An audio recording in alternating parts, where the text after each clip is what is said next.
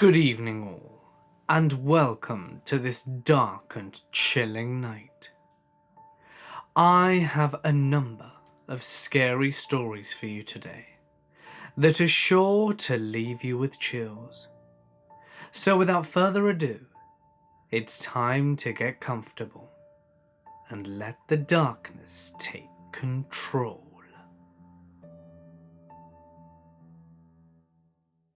Do you know what it's like to live without a soul?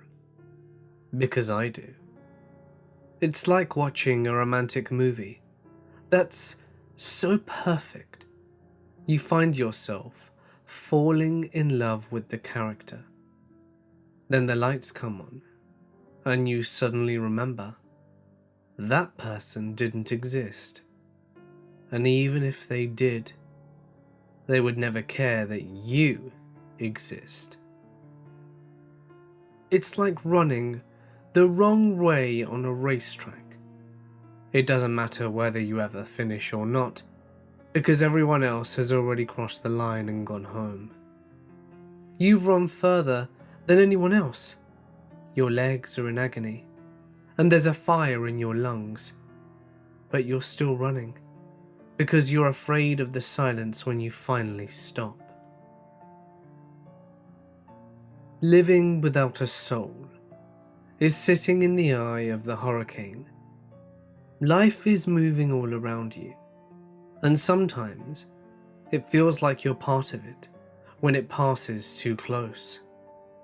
But in the end, nothing and no one can even move you. And though the wind howls fierce in its savage glory and sweeps all the world from under your feet, you'll never know what it feels like to join that wild dance. And that's okay. You tell yourself that, at least, you won't be hurt like all those other fragile humans, burdened with their souls. But deep down, you wish that you could feel that hurt, just for a moment. Just so, once in your life, you knew there was something important enough to be hurt over. I lost my soul while I was only 6 years old. My father didn't want me. My mother told me so. She said I was the reason that he left, and I believed her. I was in first grade at the time, and our class project was to make a paper lantern which was closed at the top. The hot air from the candle was supposed to lift the lantern, although mine wasn't sealed properly and couldn't leave the ground. I was getting really frustrated, and after the 4th or 5th attempt, I got so mad that I actually ripped the whole thing to shreds. My teacher, Mr. Hansbury, a gentle dumpling of a man with a bristly moustache, squatted down next to me and gave me the lantern he had been building. I was so mad that I was about to destroy that one too. But he sat me down and said, "Do you know what I love most about paper lanterns? They might seem flimsy, but when they fly, they can carry away anything that you don't want anymore. You can put all your anger into one of these, and the moment you light that candle, it's going to float away and take your anger with it." That sounded pretty amazing to me at the time. I settled down to watch him glue the candle into place, concentrating all my little heart on filling the lantern with my bad feelings. It started off with just the anger at the project, but one bitterness led to the next, and by the time Mr. Hansbury was finished, I'd poured everything that I was into the paper. All the other class lanterns only hovered a few feet off the ground, but mine went up and on forever, all the way to the top of the sky. The other kids laughed and cheered to see it go, and my teacher put his hand on my shoulder and looked so proud. But I didn't feel much of it. How could I? With my soul slowly disappearing from view. I remember asking Mr. Hansbury if I could go home and live with him after that, but he said he didn't think my mother would like that. I told him that she would, but he still said no. I didn't suppose it would have mattered one way or another though, because it was too late to take back what I did. There's something else besides the numbness that comes when your soul is gone. I didn't see them the first night, but I could hear them breathing when I lay down to sleep. Soft as the wind, but regular and calm like a sleeping animal. I sat and listened in the darkness for a long while, covers clutched over my head. The breathing seemed so close. I could feel its warmth billowing under the sheets. I cried for what seemed like hours, but Mum didn't come up, and I was too afraid to get out of bed. I don't think I fell asleep until it was light outside. Mum was angry at me in the morning for keeping her awake. She heard me, but she thought I would give up eventually. I didn't get breakfast that day, and I didn't mention the breathing again. That was only the beginning. I think a soul does more than help you appreciate the things around you. It also protects you from noticing the things you aren't supposed to see. And with it gone, they were everywhere. Beady eyes glinting from under the sofa, a dark flash at the corner of my eye, scuffling in the drawers, and late-night knockings on the door and windows. I never got a good look at them, but they were always watching me. I'd wake up in the middle of the night and feel their weight all over my body, pinning me down. Rough skin against me, dirty fingers digging into my nose and mouth. Worse still, their touch penetrated my mind, inserting thoughts so vile that I knew they couldn't be my own. Although, the longer they were in my head, the more difficult it was to be certain of that. Did I want to insert a needle into my eye and see how far it would go? Probably not. Then why could I not stop thinking about it? Were they making me think about beating my classmates into bloody pulps, or setting fire to people's homes to watch them weep on the sidewalk? Or was that all from me? The first few nights I lie awake and cried myself, but I soon learnt to be more afraid of my mother than I was of the creatures. As much as I hated the shadows, they never hit me after all. I wouldn't call it living, but I continued to exist for years like that. During the day, I kept to myself, exhausted and numb. All colours seemed muted, except for the glittering eyes which tracked me from unlikely crevices, all around, muffled for their scrapings and breathings. The only time I would really feel was when I would lie awake in the darkness. But these were the times I wish I felt less. Neither screams nor silence brought any comfort from the intrusive probings, and my mind was flooded with persistent images of violence, self-destruction and despair. Over time, I found a trick to help me get through the insufferable nights. I convinced myself that my body was not my own, and that nothing it felt could do me harm. The real me was lying safe somewhere, high up in the sky inside a paper lantern. No matter what my flesh did to anyone else, that had nothing to do with me. I kept everything below the surface as best I could, until I was 14 years old. By then, I'd lost the ability to distinguish the origins of my thoughts. All I knew is that I wanted to hurt someone. Hurt them as badly as I wanted to be hurt in return. I picked fights at school. I pushed my classmates around, and they stayed cleared of me.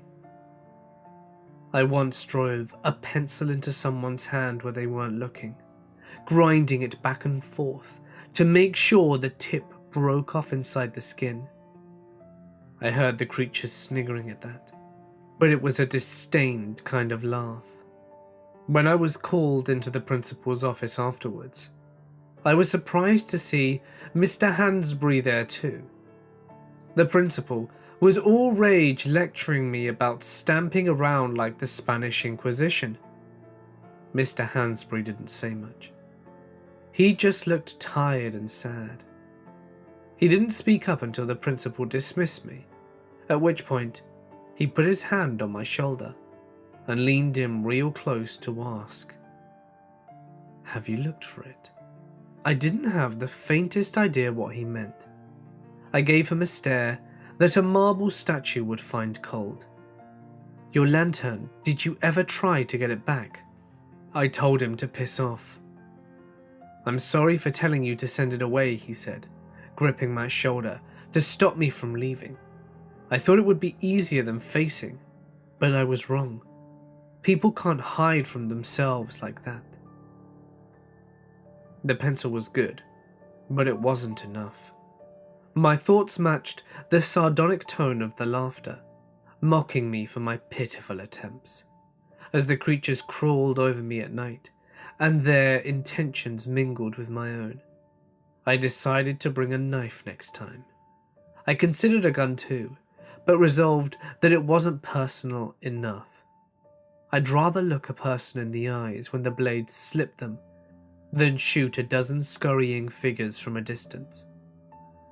And what happened to me afterwards? It didn't matter, because the real me was safely floating in a breeze 1,000 miles away. It wasn't going to be at school this time. I wanted to take my time and not be interrupted. Instead, I went out at midnight, the taste of those dirty fingers still fresh in my mouth. I didn't care who my victim was, as long as they could feel what I was doing to them. My neighborhood was quiet at night, and there weren't a lot of options though, so I decided to head down to the 24-hour gas station on the corner. The kitchen knife gripped between my fingers, cold air filling my lungs, groaning laughter and applause from the creatures thick around me in the darkness. I almost felt alive there for a second, just like I did with the pencil. But this would taste better. Holding the knife, I felt like a virgin on prom night, with my crush slowly unzipping my pants. I wasn't in the eye of the storm anymore. I was the storm, and tonight would be the night that I saw the paper lantern floating in the air, just a few feet off the ground. The shell was so filthy and stained that I could barely see the light inside. It was impossible for the fragile thing to have survived all these years. More impossible still for the single candle to have burned all this time. But I knew without a doubt that it was my light by the way the creatures howled. They hated it with a passion, and would have torn it to shreds if I had not gotten there first. I plucked the lantern from the air and guided it softly to the ground, the shades screeching as they whirled around me. Feral animals cowed by the miraculous flame. Holding the lantern close, I found the note that was attached. I found this in the woods. Took a couple of days to find it. Mr. H. I collapsed on the sidewalk, trembling for all the time I'd spent away from myself, blubbering and sobering like an idiot until the flame guttered out from my tears. The howling creatures reached a feverish point, and then there was silence, all rising together into the sky with the last wisps of curling smoke from the lantern. It hurt like nothing I'd felt in years, but it was a cleansing kind of hurt. I didn't hide from it. I didn't send it away. I didn't drown it with distractions or fight its grip on me. I won't go so far as to say that pain is a good thing, but it is undeniably a real thing, and I'd rather hurt than send it away to live with the hole it leaves behind. The devil is known for his patience.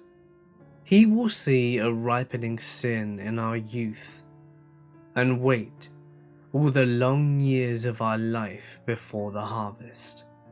And why shouldn't he? What is one more soul to the untold billions in his dominion? What is one more year in the infinite span of his corrupted reign? Perhaps by waiting, he is even giving us a chance to spend our lives repenting for what we've done. But I wouldn't know.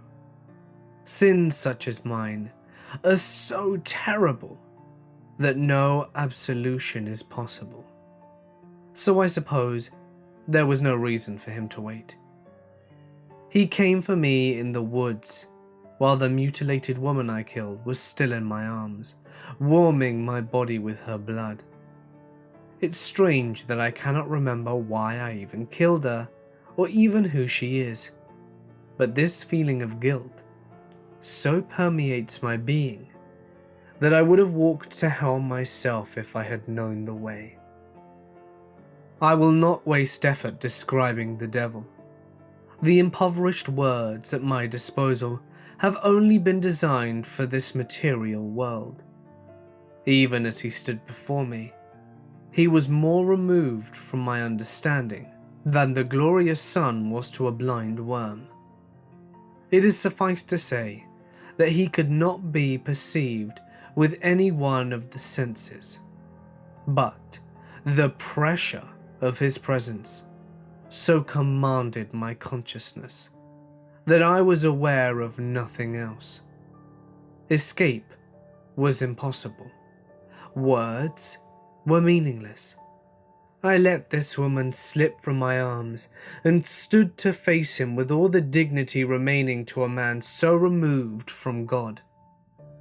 When he turned from me and began to walk through the fading light of this dying world, I kept pace with him and did not turn to either side.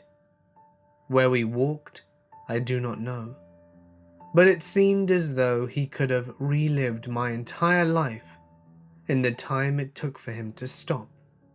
As long as he was beside me, I could not make sense of what else might be. Even the thoughts in my head and the temperature on my skin were insignificant to his companionship. As terrifying as it was to know my fate, I had found certain tranquility in the mindless journey at his side. Now that I could feel him begin to depart, however, my mind revolted, as though starting from a nightmare. I forced out the first thought I could muster to delay his departure. Who was she? You will suffer more if you do not know. And he was gone, and with him the curtain lifted within me, to reveal the horror of his empire I now found myself mirrored within.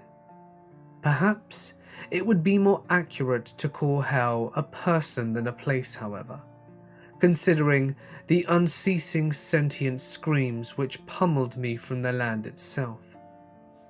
Writhing shadows sensitive to the touch, grasping endlessly at me with hands that were not hands. Endless cities sprawled before me as open wounds upon the rotting corpse that I stood upon. The sky was unobstructed by stars. Instead, vaulting endlessly into a timeless abyss. and looking at it, I experienced the ghastly sensation of balancing on an eroding precipice, which poised to tumble me endlessly into its yawning void. Charnel winds slithered their way into my nose and mouth with tangible substance, forcing me to let oiled coils like writhing serpents penetrate my lungs with each breath. Beyond the cities in the distance rose the obscured ghost of monstrous beings and gods who roared in endless decay, which fate had forgotten them to. Through this blasphemous temple to the end of the universe I went, cowed constantly by half-conceived winged terrors which beat the air with a sound like the ceaseless wet bludgeoning of fists on flesh. There are two kinds of pain which I had come to expect from the world of the living: the physical and the emotional. Never had I experienced a physical pain so excruciating as the boils which began to swell across my body, nor the mental burdens as debilitating as the taunting echoes which sneered at me from the living tissue beneath my feet. Every good memory of my life was poisoned against me, and each shame and guilt was mangled 1,000 times over by the leering spectators which narrated my ordeals with intimate knowledge and exaggerated effect. Worse than either was the spiritual pain I endured, however, the gnawing hopelessness and depression which robbed even my sense of self. I was not a person in hell. I was hell. I did not feel pain. I was pain, inseparable and indistinguishable. It was then, in the lowest reduction of my humanity, as I crawled across the putrid ground in a trail of my own ruptured boils, that she took pity on me. Gentle hands shed my skin from me, not as a torment, but as a release. My disfigured limbs were cut away by her flashing knife, each slice bringing a pain so pure and clean that I welcomed it without question. Layer by layer, she flayed me, until at last there was nothing left to cut but my soul. Again, it is difficult to describe her without the resilience of my moral senses, now stripped from me. But if you understood me when I told you that I was pain, you will understand again when I tell you that she was beauty. My husband was wrong about you, she told me. You didn't kill anyone, and you don't deserve to be here. I'm going to help you escape. I couldn't comprehend how anything could exist outside of this. What universe would accept me, as torn and broken as I was? What universe could accept knowing it had the capacity to so punish an innocent soul? I don't deserve it. What left of me, I replied. I know I killed her. It's something you can never cut from me. She killed herself by loving you, and for that, you are not to blame. Do you see these hands? When she cupped my hands in her own, I knew she was creating them as she spoke. Clean, strong hands, untouched by the blemishes of hell. These hands could never be used for hurt. These eyes could never look upon such evil as its own creation. I didn't even have a face before she spoke, but my entire body was growing with each word. It was as though the seed of my soul was sprouting new life. Shards of bone lanced out and flourished with muscles like thickening bark, organs dropped and swelling like ripening fruit, and the network of veins and arteries blossomed towards her as though seeking nourishment from the sun.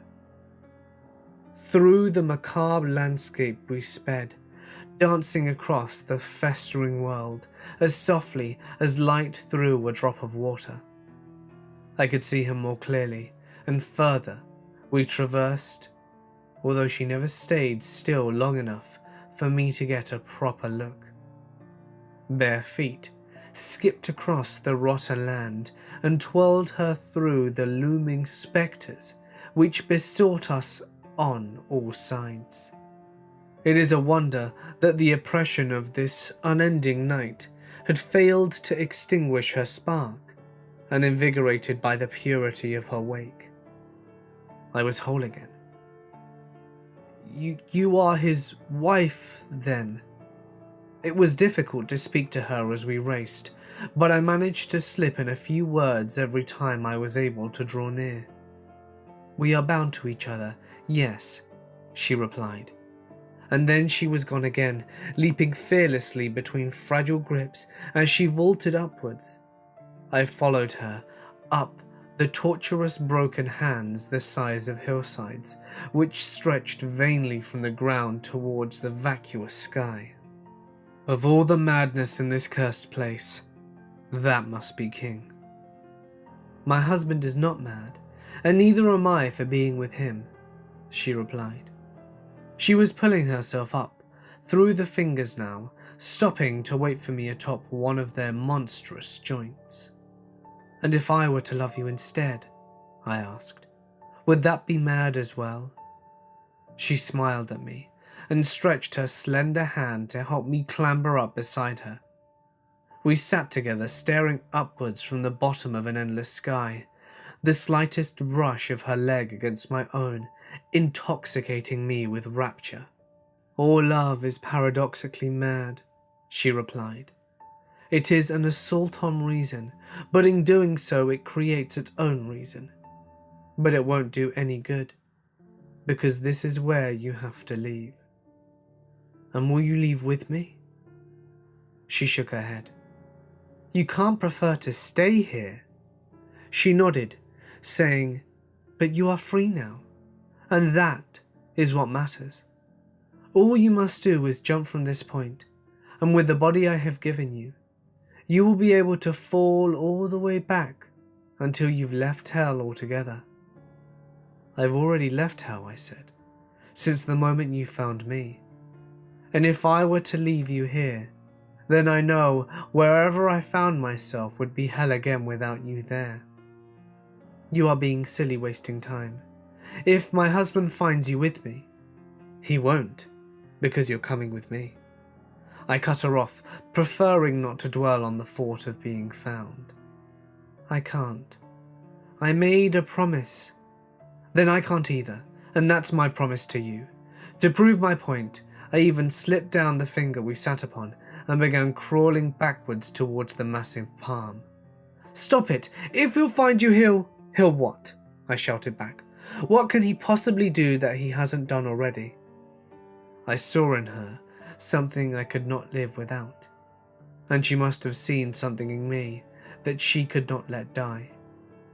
I hadn't even made it back to the giant palm before her hands clasped me and heaved me back onto the twisted finger.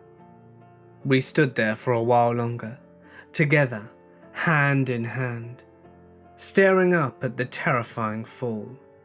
Then the wet bludgeoning drums of the winged creatures began, and I could feel the tension wash through her body. I watched her, although she could not meet my gaze, and just the drumming began to close in around us, I felt her coil to leap. We jumped together, flying and falling simultaneously, in a dizzying tumble. The massive hand snatched at us as we began to depart, but it was too slow to prevent our liberation. The entire world screamed with more agony than could be contained. But though the lands reverberated with its echoes, even this deafening cacophony was quickly falling behind. The gut-clenching freefall distracted my attention, but I never let go of her hand as we whirled through the timeless void. It wasn't until the initial exhilaration began to fade when I could tell that something was wrong. I didn't have to look at her to feel her hand withering in my grasp, her skin wrinkled and dried as though years of heat began into it. Her skin wrinkled and dried as though years of heat beat into it with every second we passed together. Soon it began to crack and bleed, washing me with her warm blood. While I still felt healthy and strong, I was forced to watch with helpless terror as her body was devastated by the passage through the void. Her smooth hair began to mold and free fall in greasy clumps. Her face was torn, as though blasted by relentless sand, and though her fingers clutched onto me ever more desperately, I could feel the strength fleeing from them. No torment in hell could match the guilt, knowing she was enduring this for me. As the spinning abyss began to slow, I was able to swim through the air and clutch her onto me, cradling her in my arms as her body continued to deteriorate. Blood was now flowing freely from 1,000 sourceless wounds. When finally the black sky relinquished us back into the woods where I began, I was soaked in her blood and my own freely falling tears. Staring at her mutilated form, she was completely unrecognizable from before. My head was clouded, as though freshly waking up from a dream, and though I tried to hold on to the details, they were stolen from my mind with an inexorable decay. Soon I could not even remember who I was holding, or how she'd gotten there. All I knew is that it was my fault, and the weight of the guilt which her death bade me carry. When the devil came for me again, I knew I would follow him willingly, no matter what horror lay in store for me. I knew I deserved it for what I had done. I am at least 15 feet from the frozen shore when I hear it.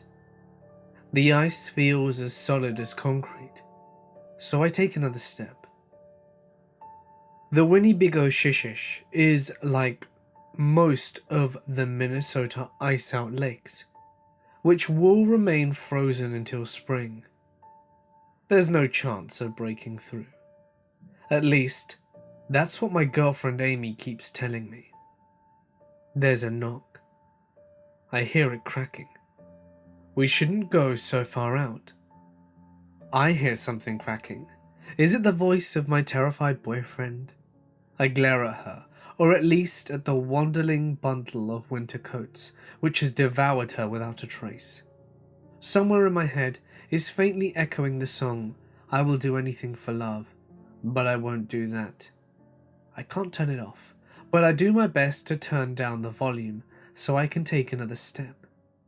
The thick blanket of snow which covers the ice keeps me from sliding, and if I really concentrate, I can pretend I'm walking on a regular snowy field. Knock. It's just so hard, with that sound like an ephemeral gunshot deep below the ice. Reverberating echoes insidiously linger, somewhere between hearing and imagination. There isn't any reason to be afraid, but I'm trembling. It's just because it's 14 degrees outside. If you don't hurry up, I'm going to start stomping and throwing rocks, Amy shouts. Then we'll see how solid it really is. When did she get so far ahead of me? It's amazing how quickly the world can pass you by when you're staring at your feet. I scramble and slide another few shambling paces towards her. It's easier to move if I just focus on her. Don't look down. Don't look down. Don't look. And that is when I hear another knock from under the ice. I look down. My body doesn't ask for permission first. I couldn't help it. When the sound comes from directly below me, I stare down into the blank patch of ice where the snow is thinner. I stare down into the blurred blue-tinged face on the other side and the hand which pulls back. But the knock doesn't come. This time, the hand simply presses against the underside of the glassy window. Fingers spread wide in an intimate gesture, as though inviting my touch from the other side. Seriously, dude? I'm gonna freeze to death waiting for you. Amy? My voice is muffled from my scarf, but I can't look up from the lake. The face is coming into focus as it presses itself against the ice. Amy's skin had never been so pale, her eyes never so blue, as though staring up at me from below my feet. I swear to God, if you're gonna pussy out on me, then I'm leaving your ass here. You said you'd go all the way out with me. Amy, the other Amy, underneath the ice. Her mouth is moving too. It isn't hard to read her lips when it's only one word. Run. You've got 5 seconds before I leave you here, my girlfriend shouted. 4. My knees buckle, and I tremble down to peer into the ice. The other Amy isn't exactly identical. Her clothing is different, but familiar. She's wearing the purple sweater my girlfriend had been wearing yesterday when we'd gone out skiing together. Amy, wait! I put my hands against the ice to mirror the girl underneath. She recoils immediately, her face twisting into that of desperate fear. Amy and I have been separated for about an hour yesterday, when she moved onto the advanced slopes while I was practicing on the bunny hill. Had something happened to her during that time? 2. There was another knock, her fist slamming into the underside of the ice, which vibrates underneath me, then slamming again. Her movements frenzied in their urgency, her mouth straining as the silent screams ripped from her body. The muscles in my legs coil beneath me, so tense they may as well be a brooding avalanche which needs only the weight of one more snowflake to begin. 1. The voice was different. It was still Amy, but it wasn't her, like comparing a black and white photo to the original. All the colour, all the life, all the flavour had been drained from the sound, leaving only the barest skeleton of her voice to hang in the frozen air. Run! Screams the girl from under the ice, but I can't leave her there. I clasp my hands together to raise them above my head, smashing them into the window. It feels like the bones in my fingers are rattling together from the impact. Underneath, the girl is flinging her entire body against her side of the ice. I'm giving up on you, shouted the colourless voice. It sounded like it was further away, but I didn't look up. The girl below the ice is growing weaker with each stride. Her fingers are stiffing and inflexible. Her mouth is still working over the same word again and again, but each iteration comes more slowly as her jaw resists the effort. I can break through. A deep hollow crack is resonating with each blow. Flurries of snow and ice shrapnel explode in the air as I strike the ice again and again. The girl below is sinking now, but I'm not giving up until glacial waters spray from the crack. One more blow and I'm through, plunging my hand into the numbing chill to seize the stiff fingers slipping deep into the water. The skin is so hard and cold it feels like metal, but life surges into her as she responds to my touch. She's gripping me now, and if I can just get stable footing, I'll be able to haul her out. But she pulls before I have a chance, and I'm already tumbling into winter's gaping mouth. Water so cold that it burns my skin, closes over my head. The other Amy braces her feet against the underside of the ice to pull me deeper still. launching off with her legs to send both of us spiraling downwards. I can feel my eyes freezing all the way to my skull, but I can't shut them if I want any chance of finding the hole in the ice. She's still clinging to me, but a few wild kicks buy me enough space to start crawling my way back towards the surface. I expect my impetus to rocket me straight out the water, but my head only slams into the impenetrable ceiling of ice. Even down here, it sounds a lot like the knocking I've heard since I arrived. My wild finger probes the ice as far as I can reach in every direction. I went straight down and back up. The hole should be here. My skin rivets against the numbing darkness. The pressure in my lungs is mounting by the second. My body demands a scream, but I refuse to waste the last remnants of my precious air. I'm pulling myself along the bottom of the ice in every direction, but the strength in my fingers is swiftly fleeting. The hole is gone. The light is dying, and soon I will follow. Soon, but not yet. Fingers grip around my ankle. I'm not strong enough to kick free anymore, but another hand latches onto me and begins to drag me, and I know in my heart that it's the hand of death. Then the pull. Water rushes over me, but I can barely feel it anymore. There's a momentary pause as the hands refocus their grip and then pull again, dragging me deeper still. My last uncertain thought is wondering why it's growing brighter around me instead of darker. An idle curiosity of no consequence. She's pulling again, and at that moment, my legs are pierced by a sudden wind. My brain can no longer process how that's possible. Then another pull, and the water begins to pour off my body. My head is suddenly clear from the water, and I collapse onto my back on solid ground. I'm coughing and spitting up water, but a warm blanket is being wrapped around me. My eyes flutter open from the life-giving pressure, and Amy is there. Amy, in her purple sweater, perfectly dry. She's holding me to her and wailing incoherently. I must have passed out after that, but when I woke up, I was back inside her house. She said I must have been crazy to break the ice underneath me, but she ran back as soon as she saw me fall in. I was upside down in the water, but she managed to pull me out by my ankles. What on earth were you thinking? You could have died. I didn't tell her about the face under the ice though. I didn't ask her how she could have changed back to her purple sweatshirt in the middle of the ordeal. And above all else, I didn't ask her about the knocking, which I still hear resounding far above my head, almost as though it were coming from another world. I don't think I'm ready to find out. It's no secret that I drink.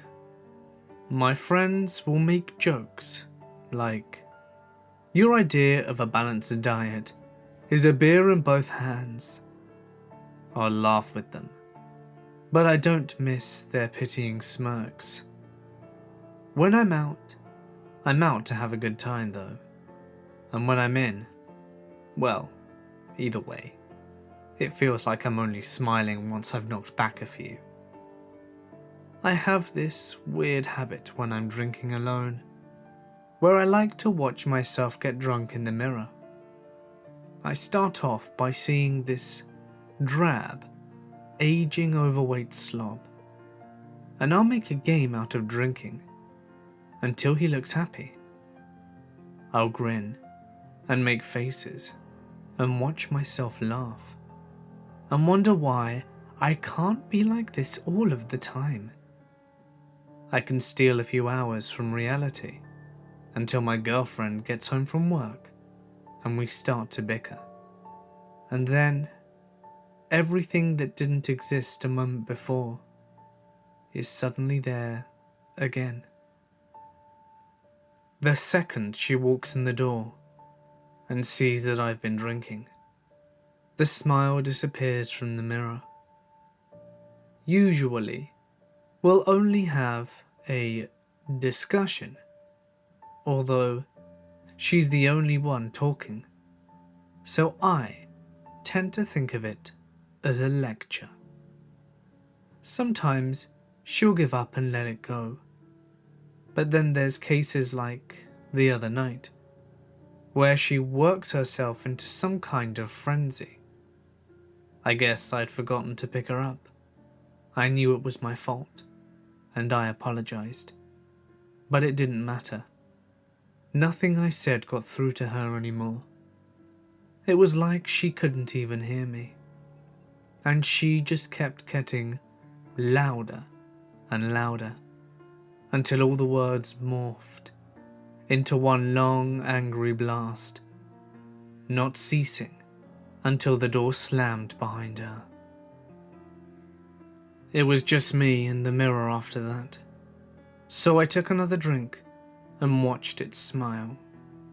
A big, sloppy smile, as wide as I'd seen, stretching my face into a caricature of itself. It would have been heartwarming to see if I really had been smiling. I turned my head slowly from side to side, watching the mirror from my peripheral vision. The man in the mirror turned too, matching my movements exactly, giving me full view to all its leering teeth. Meanwhile, I felt my own closed mouth with my hands, just to be sure. The mirror was smiling, but I was not. That unnerved the hell out of me. It was a wake-up call. I emptied the rest of my bottle down the sink, and I went to lie down for a while. The weird thing was that I didn't really feel drunk though. I was still walking straight, thinking clearly. I was barely even buzzed. Laying there in the dark and thinking about what happened wasn't any better. I felt like I was going to start sobbing. After about an hour of tossing and turning and hating myself, I got up to use the bathroom and looked in the mirror again. I wanted to see myself smile, even if it wasn't real, just to know that it was still possible. I was even more sober than last time. I could feel the miserable weight of it. My reflection though, a coy dimple at first, but before my eyes, it was stretching into a beaming grin. I felt my slack, loose face again, with both hands, then reaching out to touch this smile in the mirror. My hand tensed into a rigid claw. I didn't feel the glass. I felt the warm, moist, tightly pulled lip. The stubble of its face, the curve of its chin. My hand slipping through the mirror, as though it wasn't even there. I wasn't afraid exactly, more mesmerized by something so far beyond my understanding. Then, when my reflection turned to walk away, I felt like part of me was leaving with it. I watched myself exit the bathroom on the other side of the glass. Now the mirror showed an empty bathroom, and my reflection was gone. I touched the glass again, and it felt cold. The smooth surface I was familiar with. I was about to try and sleep whatever this was off, but then I heard the door open. She's back. She changed her mind. Suddenly, the mirror didn't matter.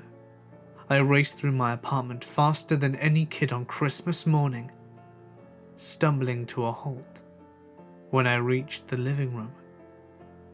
It was empty. The door was locked. No one had entered. But then I heard her voice. "Look, I know I said I wasn't coming back, but..." Her voice was coming from behind me, sounding muffled, almost as though she was speaking underwater. I raced back to the bathroom, the mirror still empty of my reflection. I was beginning to think it was another hallucination when I heard, "I'm so sorry. I'm going to be a new man from now on. I promise." My own voice, coming from inside the mirror? It too was muffled, seemingly a long way off. But even if my reflection had left its bathroom and gone into its version of my living room, how could my girlfriend have entered that living room instead of my own? "You look different somehow," she said. "I can't quite put my finger on it." Unless, of course, I had changed places with my own reflection somehow. If he was in my real living room, and if I was behind the mirror. "Did you do something with your hair? It's usually parted the other way," she added. "I'm just happy to see you, that's all," my voice said. "I guess you're not used to seeing me smile." "Maybe you're right. It's a good change." I climbed onto the counter at this point, an inch from the glass. But still, no reflection. I mapped the entire surface with my hands, then harder, pounding my fists against the mirror, watching the whole pane rattle against the wall. "Hello? Can anyone hear me?" I shouted. If they could, they made no sign. I heard them talking softly for a while, and then she started to laugh. I don't remember the last time I heard her laugh. I was getting desperate by this point. I wanted to smash the mirror to pieces, but I was afraid that would block my only route home. I sprinted back to the living room, threw open the door searching for something, anything, to make sense out of this madness.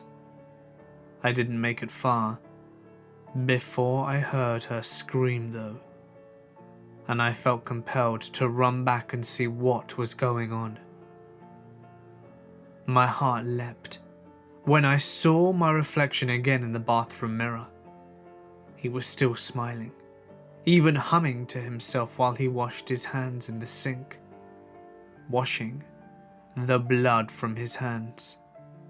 I couldn't hold myself back anymore. I threw my whole body against the mirror, and it exploded on impact, splintering shards of shrapnel, showering 1,000 bloody hands, which rained around me. I didn't stop hurling myself again and again into the empty frame, smashing and driving each fragment of glass into my hands, until there was nothing left but diamond dust.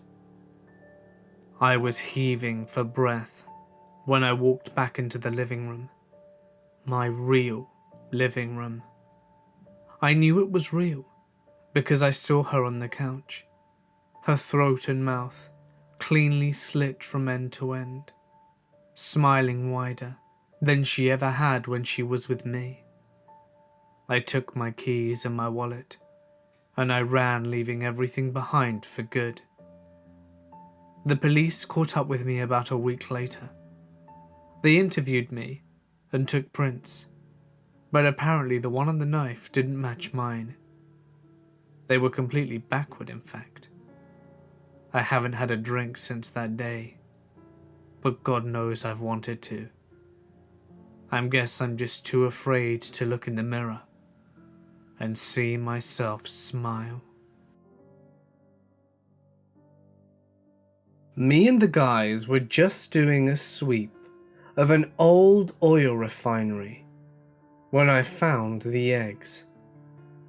I guess they liked the heat, because they were all clustered right around the fractal distillation chamber, which gets up past 720 Fahrenheit when the crude oil is being heated up. The whole building was scheduled for demolition though, and it was our job to make sure the place was cleaned out. "Anyone want a souvenir?"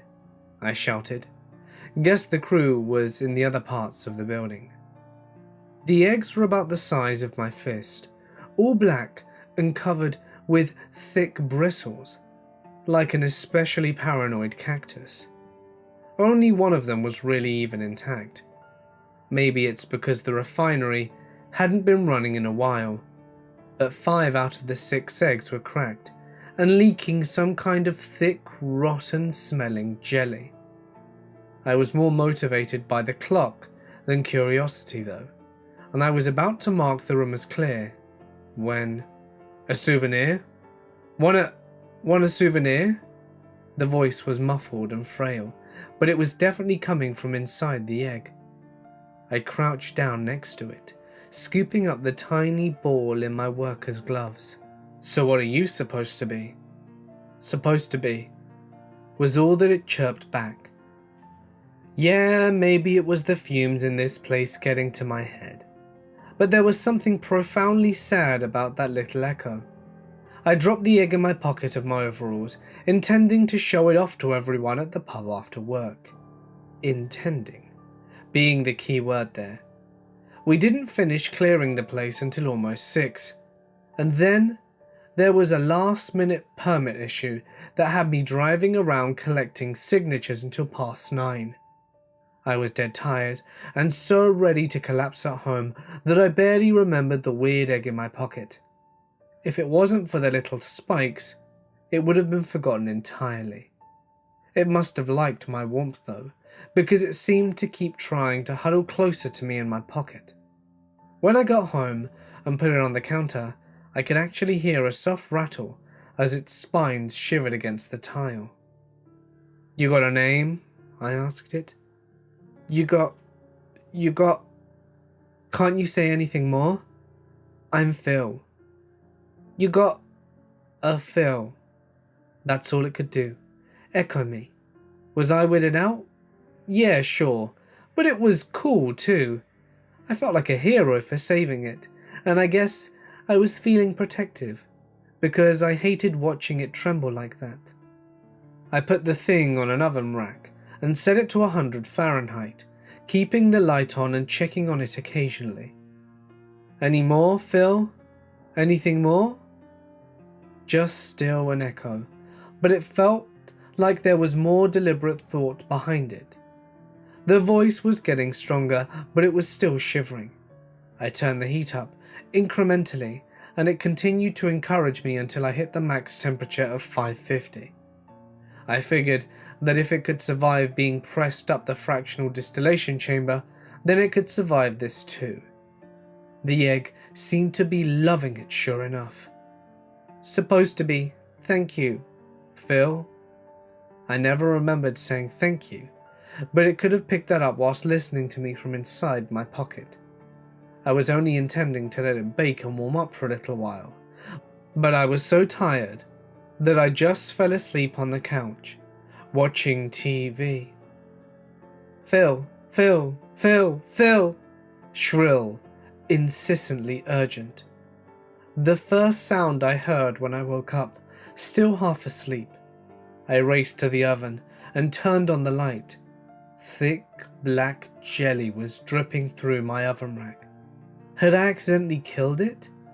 I opened the door and a wave of sulfuric air brutally forced itself into my nose and down my throat.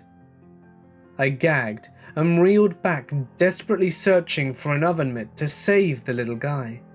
The shell had been shattered into a dozen pieces, and there was nothing inside but the charcoal goo. "Phil, over here, look what I found!" It wasn't dead, it was hatched, and it was peeking out from my cupboard with a bottle of seasoning in each hand. Wide red eyes without pupil or cornea took up the entirety of its face. Black skin with green fuzzy splotches, like fresh moss. 2 long fingers on each hand, with little mouths on each end of it, which it was speaking from. I wasn't afraid of it or anything, but shit was I surprised. It had already formed a perfect circle of spilled herbs and spices on my counter. There was a wide assortment of opened bottles and jars that would stick its fingers into before deciding whether to spill the contents into the circle or not. "Stop that, you're making a mess." Phil, it's a circle, Phil." It squealed with pride. "What the hell are you?" The hell you," it mimicked in a voice which was obviously a crude impersonation of me. I spent the next 20 minutes chasing it through my apartment, trying to trap or corner it somewhere. Of course, the little bugger thought it was just a game, and squealed and giggled with delight as it evaded my grasp over and over. I briefly considered calling my landlord, but somehow this seemed like something that would end up adding to my next rent payment. I was already late for the demolition though, and I couldn't fool around forever. Eventually, I lured it back into the oven where it seemed almost comfortable and slammed the door tight. I used a bike lock to secure the oven shut and cranked the heat down to 220 and left for work. I was worried about leaving that thing in my apartment all morning, but I managed to sneak off on my lunch break, race home and check on it. Just seeing that my building hadn't burned down or anything was a bigger relief than I realized. Then there was a palpable tension as I opened my door, half expecting my place to be torn to shreds. Everything was exactly as I'd left it, even the oven was still closed, although the bike lock was on the ground and it had been turned back up to 550. I took a deep breath and turned on the oven light. Jumping back, I saw the wide red eyes blinking in sluggish contentment on the other side of the glass. No harm done. I fastened the lock back on, this time pushing a heavy recliner to block the door as well. Imagine my surprise when I saw the creature hiding under the chair I was moving, or the bump from inside the cupboards, or the squealing giggles coming from my bedroom. I counted at least 6 of them before my lunch break was over, and the more I searched, the more circles I began to find. On the carpet, in the closet, on top of the TV, little circles of herbs and spices. And when they ran out of those, they improvised with whatever they could get their hands on. Mustard, mayonnaise, crumbled chips. There must have been 100 circles in my place. Meanwhile, my phone was ringing every 5 minutes. The demolition crew yelling at me, wondering where I was. I couldn't leave them in here. God knows what they get up to. I couldn't stay to watch them either though. I just opened a window and did my best to chase as many of them out as I could. They seemed bigger than they were this morning, almost the size of my head now, and their strong fingers had no trouble scaling down the brick building to escape. Anything more, Phil? Perhaps that was the original one, but I couldn't tell for sure. It clung to the outside of my building, hesitating to look back at me. Supposed to be happy here, Phil. Supposed to be home. My phone was ringing again, so goddamn impatient. Answering with one hand, I grabbed a broom in the other to push the creature further away from the window, hoping the rest of them would find their way out when they were ready. I followed the siren call of my cell phone and went back to work. That was the last time I've seen one of them, and I guess I should be thankful for that. But I'm not. I could tell something was seriously wrong when I was still a few blocks away from home. A dozen trash cans were lined up in the center of the road, and I had to get out of my car to move them.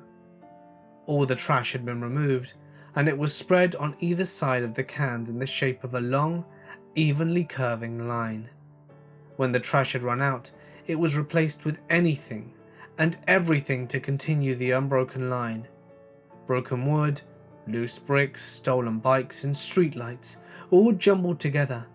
It just looked like a giant mess here. But I bet if I looked from the air, it would be shaped like a perfect circle. 2 or 3, maybe half a mile wide. Please, tell me that's not another summoning circle. 11:50 p.m. on New Year's Eve. The raucous beat of the music is echoed by the pulse in my veins.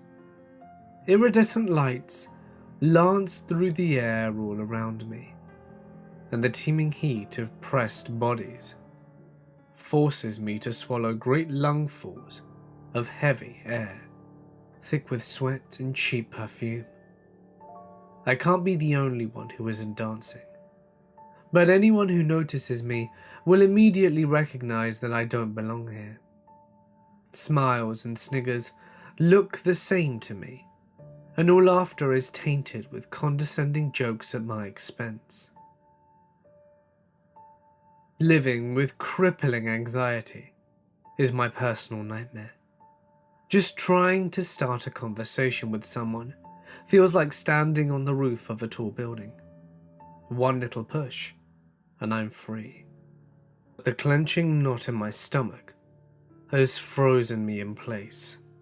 I must have started walking towards Chase at the DJ table a dozen times so far at this party, but I've never gotten within a few feet before I had the irresistible urge to check my phone, go to the bathroom, or disappear off the face of the earth entirely.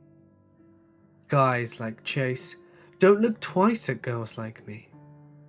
It doesn't matter if we like all the same music. It doesn't matter if there is electricity which ignites the air between us. Maybe things would be different if he was the one to say hi first. But how was that supposed to happen when I couldn't even get close to him? Looks like you could use a drink. I don't understand how I heard the words so clearly over the pounding music, but I didn't turn to the barman. Maybe if he thought I didn't hear them, he'd give up and leave me alone. Maybe too. What's your poison? He insisted. I don't drink. I dismissed him over my shoulder. You mean you didn't used to drink? I finally turned to see an elderly man with a closely groomed grey beard and a vest which fit so closely that it might as well have been sewn onto his skin. His dark eyes drilled into me with undistinguished fascination. You didn't used to do a lot of things, he continued. There was a time you'd never walked before, but then you started, and you haven't stopped since. Now it would be silly to say you don't walk, wouldn't it? You aren't even the same person who couldn't walk anymore. What do you mean, not the same person? A sudden lull in the music was punctured by Chase's voice on the loudspeaker. 5 minutes to midnight, who's ready to burn the rest of the year? He was answered by an overwhelming cheer, but the old man's words still clearly punctured the chaos. I mean, you're remembering someone else's memories. Next year you'll be new again, and then you'll remember all the memories you have now and think that they're yours. You'll have all the same habits, be afraid of all the same things because you think that's who you're supposed to be. But it's not. The new you will have to decide for herself whether she wants to keep copying a failing strategy or learn from it and try something else. I don't have a failing strategy, you don't even know me. How could I? He replied promptly. You're a blank slate tonight. Even you don't know you yet. So how about that drink? I nodded, not fully understanding why. He spoke with such a simple surety that I couldn't muster anything to refute him.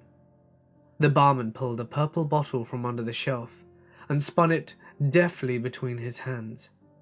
A fountain of thick, rich liquid, like cough syrup, sprouted into a perfectly placed mug, which I hadn't noticed a moment before.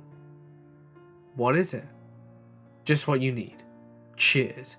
He poured a second glass for himself and toasted me. May we make room for new growth by pruning the dead branches, and may we leave what's dead behind. I took a long drink, forcing myself not to gag as the thick liquid dribbled down my throat like oil. He finished first, slamming his glass upon the table and wiping his beard with the back of his hand. Before I had a chance to finish mine, the barman added, "Those who die a little each night will never feel the pain of those who go all at once. You're the lucky ones." Huh? I wiped the last of the thick residue from my mouth. It's almost midnight. Are you ready to let the old you die? Almost midnight.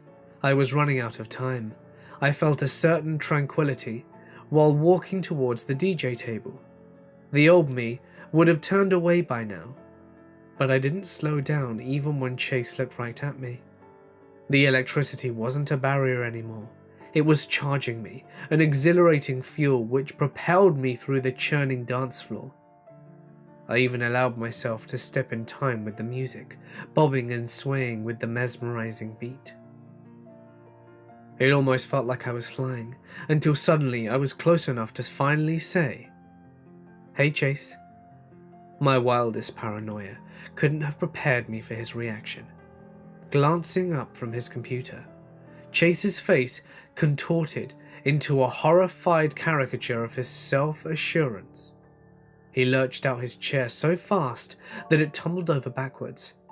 I rushed to help him, but that only made him kick the chair in my direction and scramble across the floor.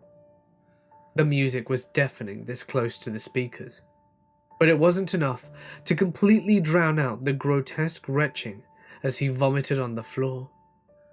Through the beat, I could still clearly hear the wailing sob rising in my throat as I sprinted away from him and turned to the bathroom. I couldn't understand what happened until the burning began. My fingers gingerly grazed the swiftly swelling lumps on my face. I covered myself with my hands as I ran, brutally shoving my way through the crowd and then slamming through the bathroom door. A girl in a black sequins party dress dropped her makeup and screamed. I almost trampled her on my way to the mirror, but she wasted no time in ducking under the sink and crawling towards the door. Looking in the mirror, I honestly couldn't blame her. Some of the lumps in my skin were the size of golf balls, and they were growing by the second. The larger ones were actually wriggling, almost as though there were an insect squirming just beneath the skin. More lumps were appearing on my hands, and the itching, burning radiating down my body left no ambiguity about what was happening under my clothes. I would have screamed if my tongue weren't swelling too, but it was all I could do. Just try to keep my airway clear. Then the first boil popped, and I couldn't contain the howl which ripped from my lungs. I heard the door open, but it snapped shut immediately. I couldn't tear my eyes away from the mirror.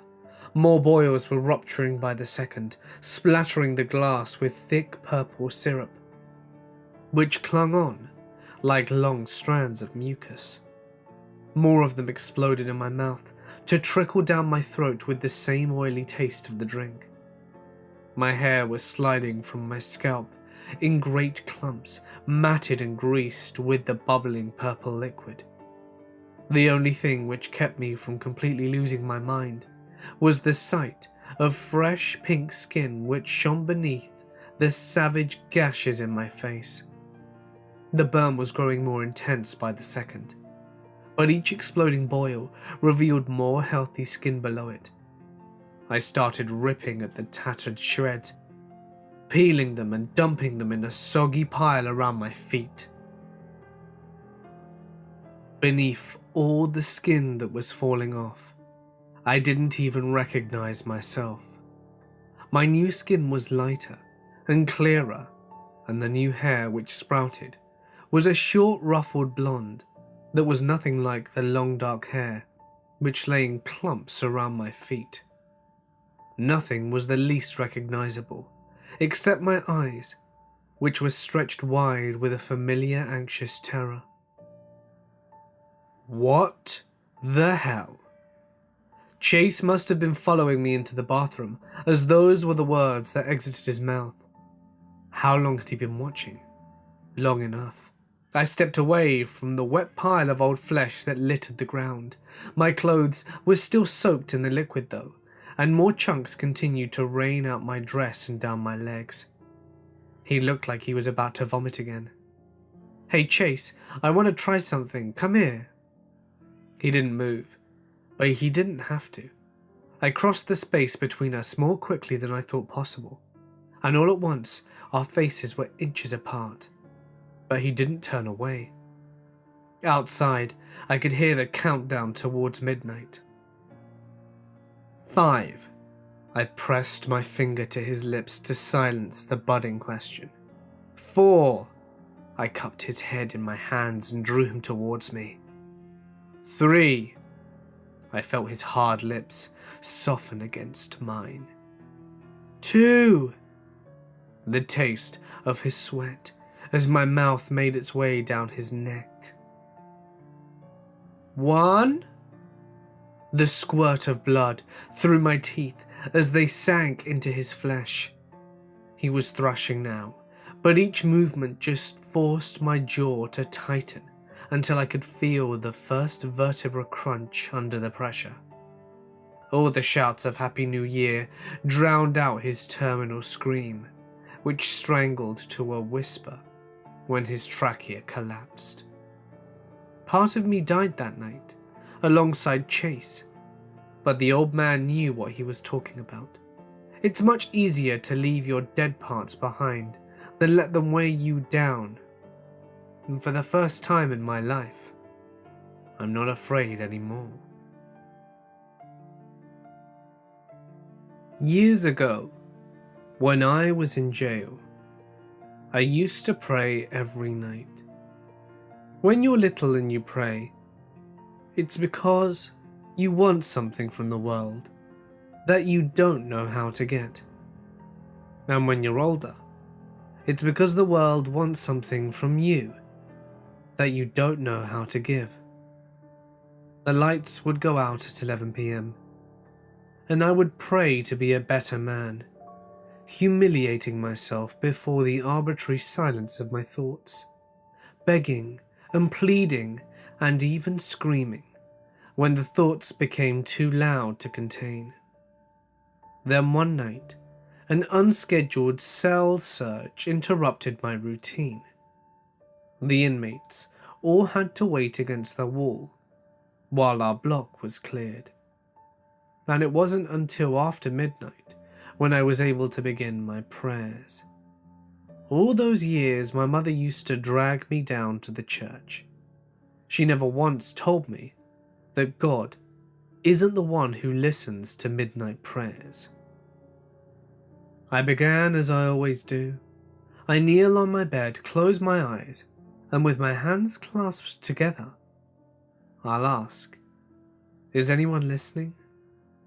This was the first night that someone answered. Yes. I didn't dare open my eyes, terrified that the reality of my cell would be all I saw. The voice was soft, patient, and infinitely sad, as though it had seen and heard more than its heart could bear, but had such respect for the suffering that it stoically refused to turn away. "I'm afraid," I said, because I knew at once that I could not lie to such a voice. "I'm afraid that I'm going to die in here, that the world has decided who I am because of one mistake, and that there's nothing I'll ever be able to do to convince them otherwise." "You are right to be afraid. You will die in this cell," the voice said. My whole body went tense. For a moment I thought I was talking to a guard who was trying to screw with me. But the calm certainty of the voice was enough for me to keep my eyes closed and believe. If I couldn't have faith here and now, what hope did I ever have? "But that doesn't mean that this is the end. Your body has been branded and discarded," the voice continued. "Do not waste any more time trying to save what is already lost." "My soul then?" "Your soul is hungry to keep living, and this is how you must feed it. Find and kill a human, and then take your own life. When these eyes close for the last time, the eyes of your victim will open and you will be looking out. The strain to look at my saviour was excruciating, but some instinctual terror forbade me. Either I would look upon some unspeakable abomination and be forced to abandon my hope of a new life, or I'd see some imposter and know it to be a lie. And if I don't like who I've become, I can kill again. I barely breathed the words. Will I become a new person each time? As many times as you like, purred the presence. When you're old and tired, taking a child will let dance this mad show again. My mind was racing immediately, disgusted but enthralled by the idea. And if I die by chance, if I'm hit by a car or something and I haven't killed anyone yet, where will I go? That will be up to me to decide. The voice was smiling now. I don't know how, but I knew. I couldn't take it anymore. If this was some sick joke, then I wanted to know before I betrayed anything anymore.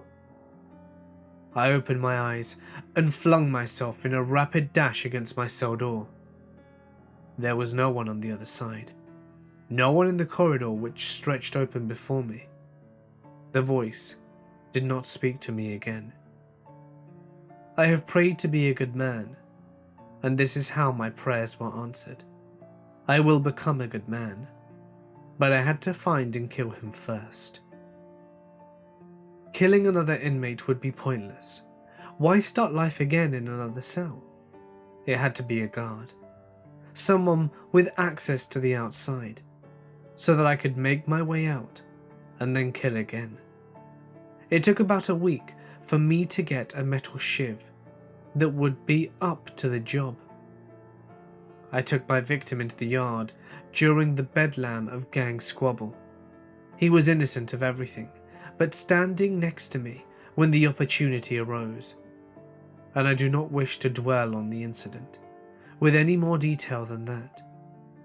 I only had a few seconds before the other guards tackled me, but it was enough to force the shiv into my own heart. And the light bled from me, and the pain dissolved into oblivion. I prayed again for forgiveness.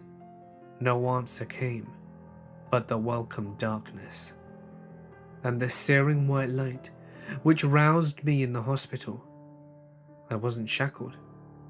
There was a woman leaning over my bed, shedding tears of joy that I was all right.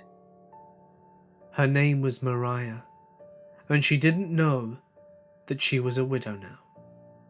There was a boy who wouldn't stop wailing and laughing. He didn't know his father had died on that prison yard, or that I had taken his place. Was it a kindness that kept me from telling them the truth? They were so happy that I was alive, that they readily accepted my memory loss, although I did seem to maintain some of his muscle memories and habits. It started off as guilt that made me unwilling to leave them, but guilt alone could not endure through the years as I have done. You probably wouldn't believe me if I told you I loved them as strongly as they love me, but waking up with my new wife and staying strong for my boy, I've never been so happy as that. I lived with them for 5 years, until I suffered a minor heart attack. I felt like a ticking time bomb after that. The big one could happen any day, and this new life I had worked so hard for would be replaced by some unspeakable unknown. Giving up this new life would be the hardest thing I'd ever have to do, but I couldn't take the anxious suspense any longer. It was time to kill again, and again, and again. I wouldn't let myself get tied down like that again. That one was famous, or another had a better house, or a hotter wife. Their lives were a blur, fading in and out so quickly that I became everyone and yet no one. It turns out killing people is quite easy. It's not getting caught that's hard. But since I always sacrificed my own life in the same moment, getting caught was never an issue. I wanted to experience everything that life had to offer. One day I was a schoolgirl, the next I was a professional athlete or a race car driver.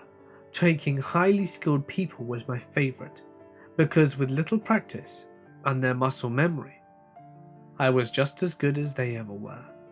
I spent several years as a number of prominent musicians, leaving a wake of scandals as I inevitably took my own life to move on. I don't know how many lifetimes I could have spent this way, but I never had the chance to explore them all.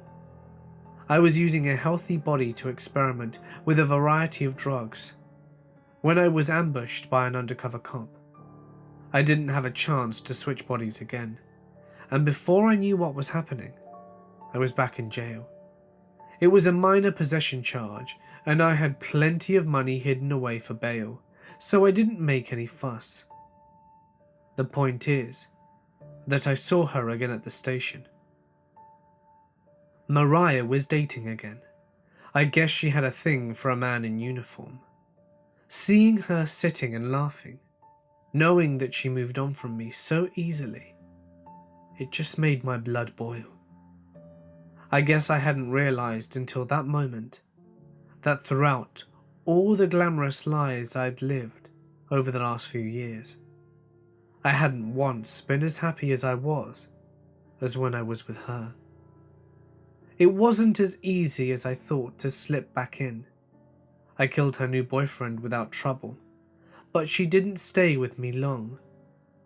It was as though she noticed the change right away, dumping me almost as soon as I stepped foot in her house.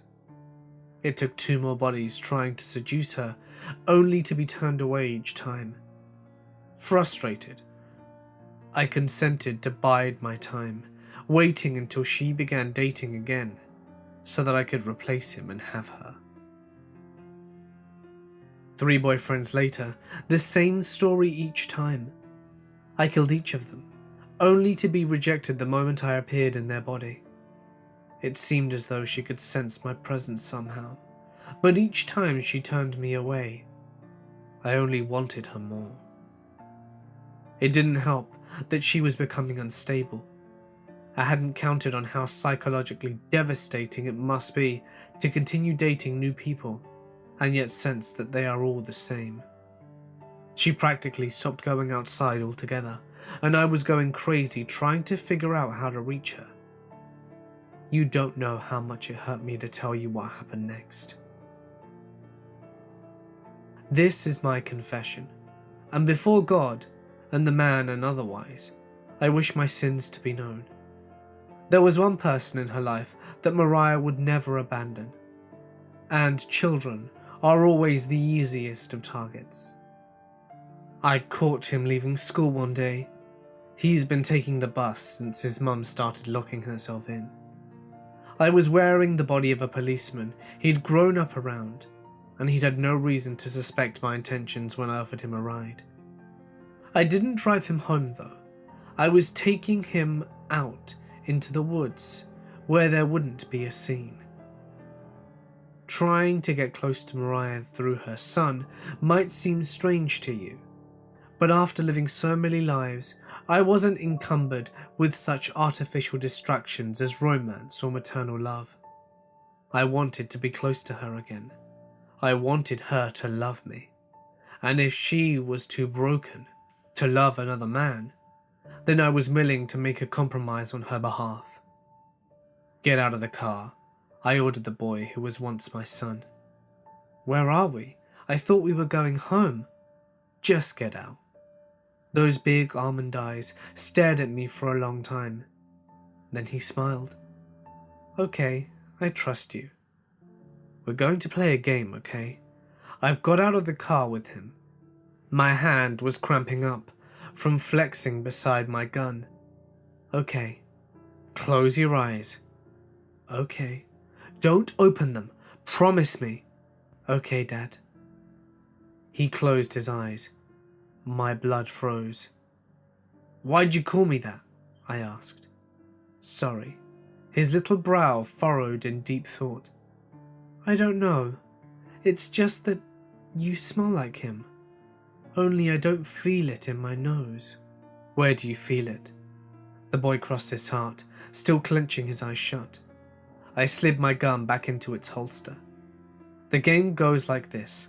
You count to 100 while I hide. When you open your eyes, you have to find me. Ready? Ready. When we finished playing, I told him to get back in the car and we drove back to his home. I didn't go in to see Mariah. I just dropped him off and didn't look back. No matter what happens from this moment on, I know this life is going to be my last. I know it doesn't mean much, but for what it's worth, I'm staying on as a cop. I'm going to protect that boy and his mother for the rest of my life. And when chance or old age takes me at last, I'll deserve whatever happens to me next. I have prayed to be a good man, and this is how my prayers are answered. I just wanted to get home that night. An impromptu board meeting ran late, and I had to stay until almost 9 p.m. just to take notes. When I finally did get out of there, waiting for the elevator was absolute torture. My heels were killing me. My bra was a dagger in my back.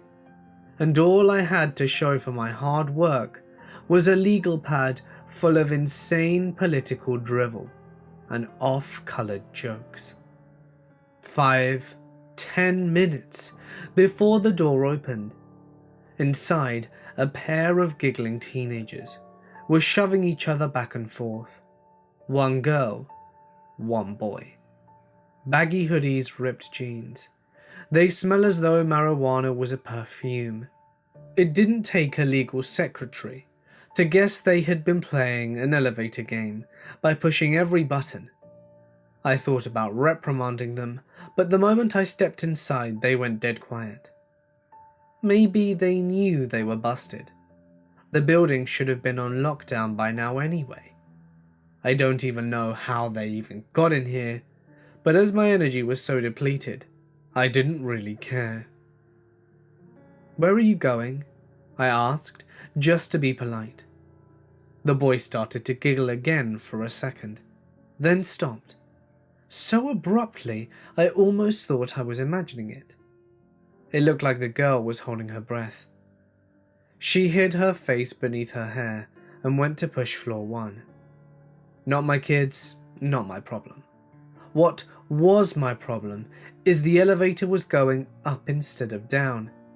I moved towards the row of buttons and the girl fell flat on the floor and scrambled out the way like I was made of lava. I mashed the highlighted number 1, but we were going up quicker than ever. Faster than it had ever gone before. There was nothing to hold on to, but I had to press myself to the back of the wall from falling over. It was shaking now too, buckling back and forth as it screeched up the cable. The lights flickered, and a cold wind started to whistle through the cracks in the doors. It wasn't like a storm or anything though. It was more like all of the heat in the elevator was flooding out into the shaft. Another lurch, the hardest one yet. I fell straight on my ass. The kids playing the elevator game were holding on to each other and managed to remain standing. But even after we'd stopped, they kept clinging on as though holding on for dear life. The number 1 button went dark and number 10 turned on. Slowly, ponderously, as though it was struggling against a near insurmountable pressure, the door slid open. I started to stand, then slipped again as one of my heels snapped clean off. I took the other shoe off, so frustrated that I just threw it at the kids. Now look what you've done, you've broken the bloody elevator.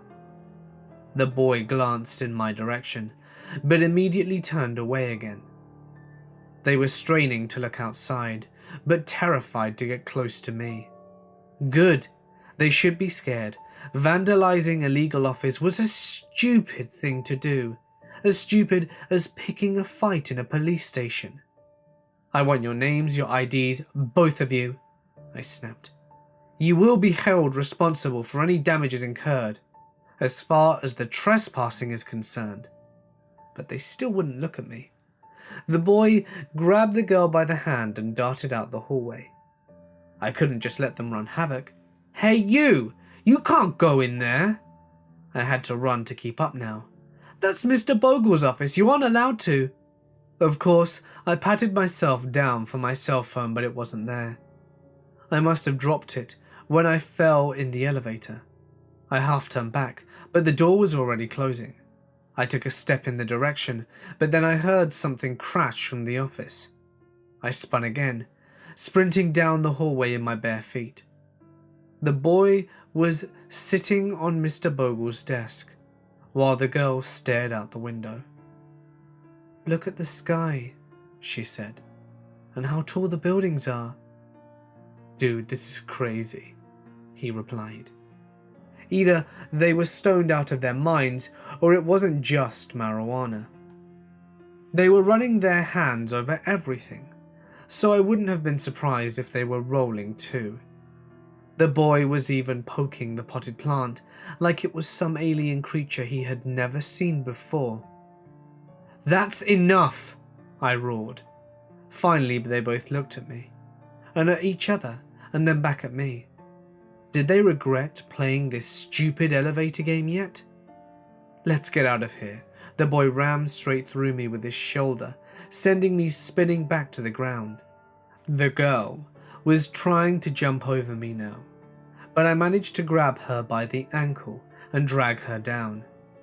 She thrashed melodramatically on the ground for a few seconds, but before I could get to my feet, she planted a kick in my face and broke free. The door was already closing by the time I got to my feet, and they were both inside, staring at me with wide, trembling eyes, as though they were somehow the victim in all of this. I felt absolutely feral as I lunged at them. I managed to get my fingers in the cracks before the elevator closed, and the sensor reflected the door was open wide. Half a dozen buttons had already been pushed, glowing like one big middle finger. The final stage of the elevator game had been played. They were cowering in the corner as I loomed over them, an inferno of retribution burning in my eyes. Fine, let the elevator take the long trip down. That was just longer for them to be trapped in there with me. Now they couldn't run. The struggle was absolutely pitiful. The boy's throat was almost comically fragile, and I was amazed how little pressure I needed to ram my broken heel through it.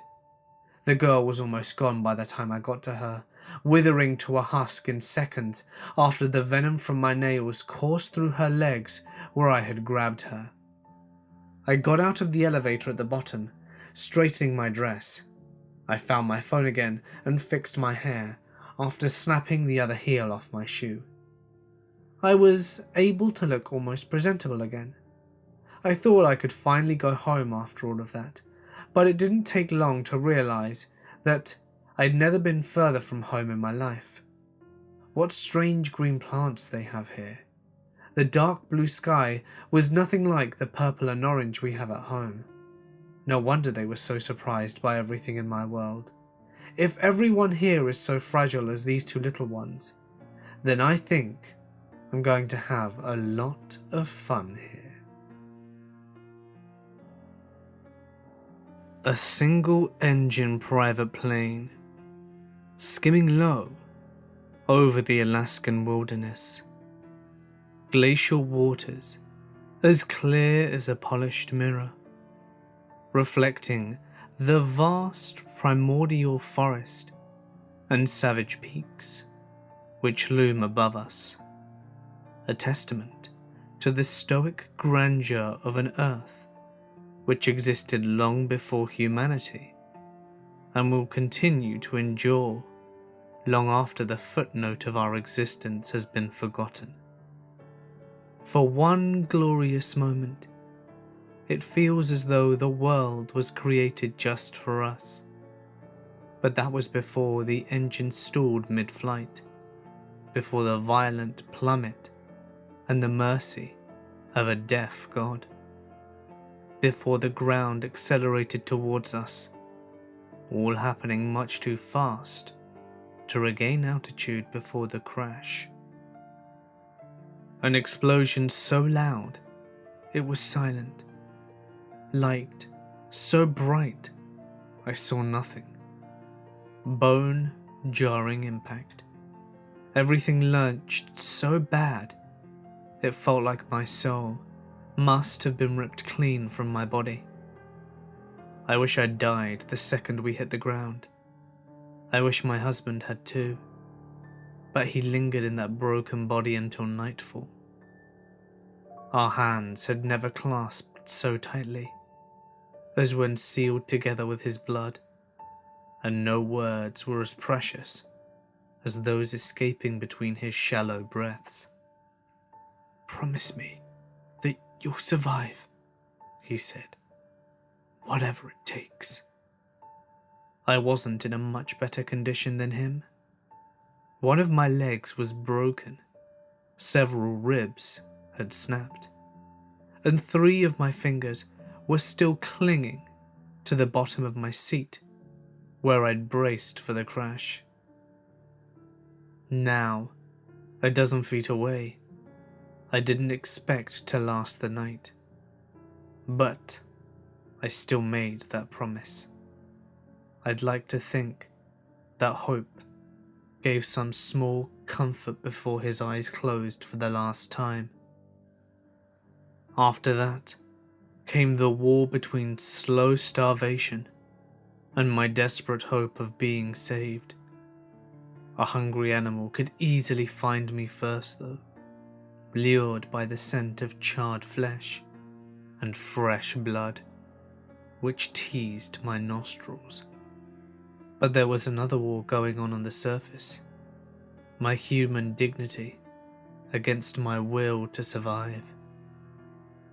I lasted almost 4 days before I took the first bite. Just a mouthful, holding the strip of his skin to my mouth and wetting my parched throat with his blood. By the end of the week, I'd become more methodical, stripping the flesh clean to roast, cracking the bones for their marrow, wasting nothing. By the end of 2 weeks, there was nothing left of my husband. I'd given up on ever being rescued, instead starting the long walk back towards civilization. I was amazed at how quickly my legs had healed, and as I tracked, I felt myself filled with a restless vitality that I could only attribute to my will to live. I barely slept at night, and barely rested during the day. It's almost as if I'd spent my entire life being sick, but I'd gotten so used to the feeling that I thought that's how everyone is supposed to feel. I can tell you right now that life is a lie. Your blood is not supposed to be passed sluggishly and unnoticed through your veins. Its power, dormant. You should feel the electricity of your flexing muscles, each explosive fiber primed to your will. Those pristine wildernesses were not where I had been banished to die. It's where I came alive. I don't know how long I travelled in such a state, falling into a trance from my single-minded determination. I think my husband's spirit must have been guiding me through though, because I found a sudden understanding in navigating from the stars. just like he learnt from the Navy. Eventually, I found what I was looking for.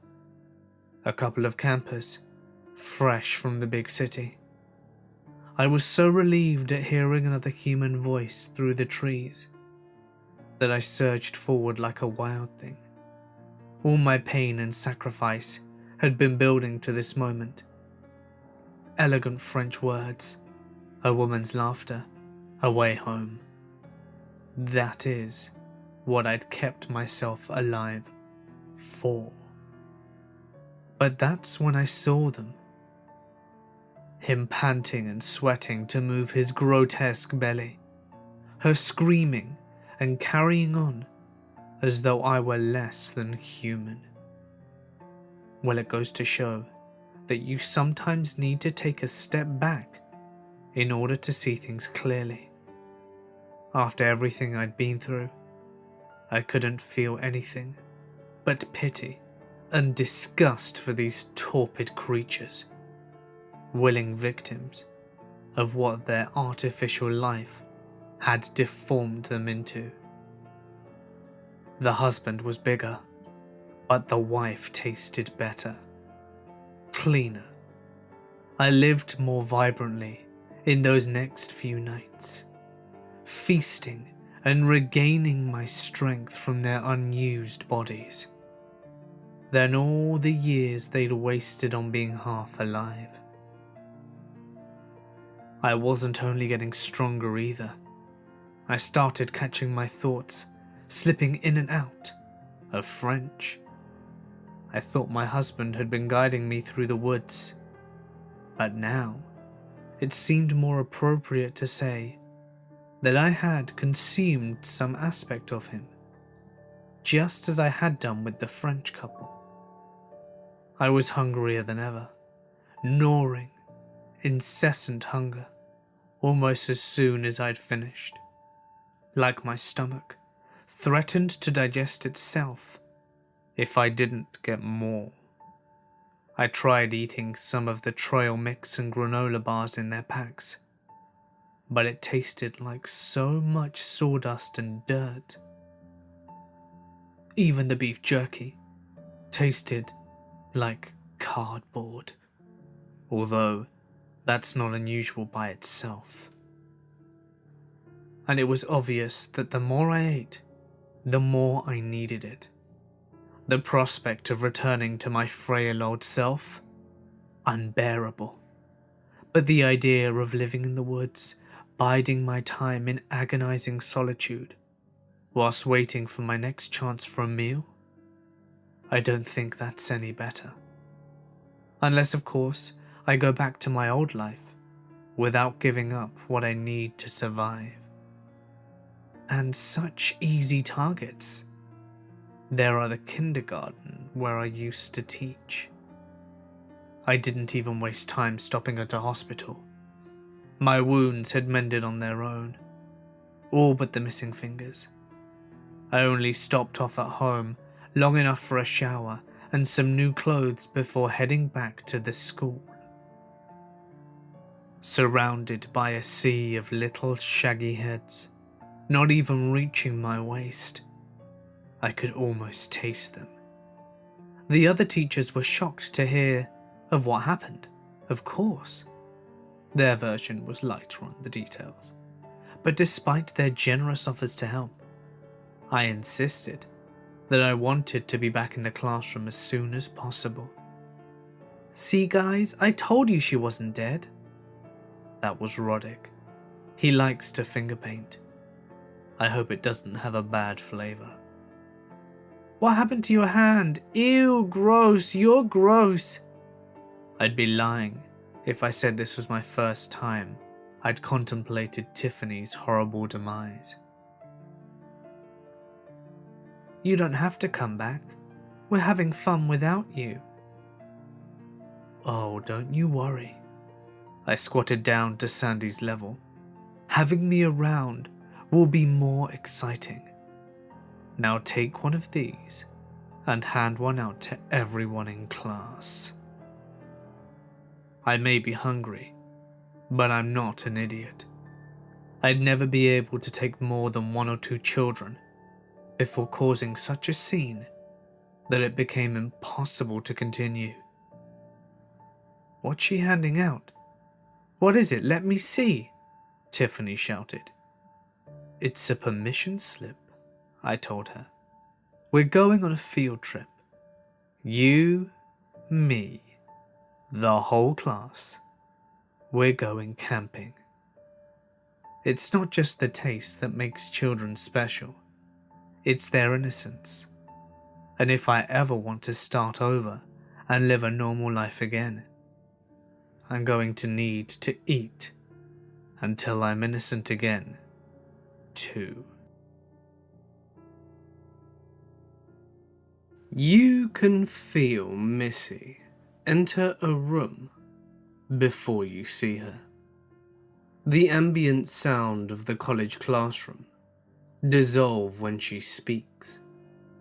All the raucous shouting and laughter-filled, muffled, besides the softly spoken melody of her voice. She wears light and shadow with equal grace, every angle making her appear as though she were posing for the painter's canvas. From the depths of her eyes to the supple curve of her body, Missy was a walking captivation. She was a dream, and I, her dreamer. But it was all too soon that I had to wake. She called me the night before she died, an event I've kept private until now, out of its sheer impossibility.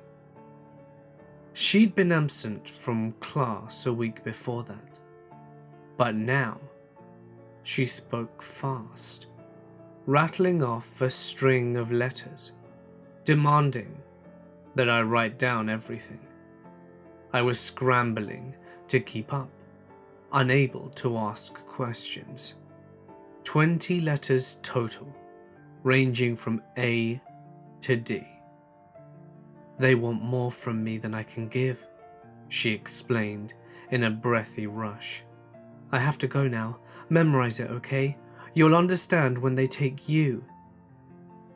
The line went dead, and I couldn't reach her again. She wasn't in class the next day. Our psychology professor announced that she met with a fatal accident, refusing any further details. No one else seemed to care, but each passing day, I felt the burning of her empty chair in front of me.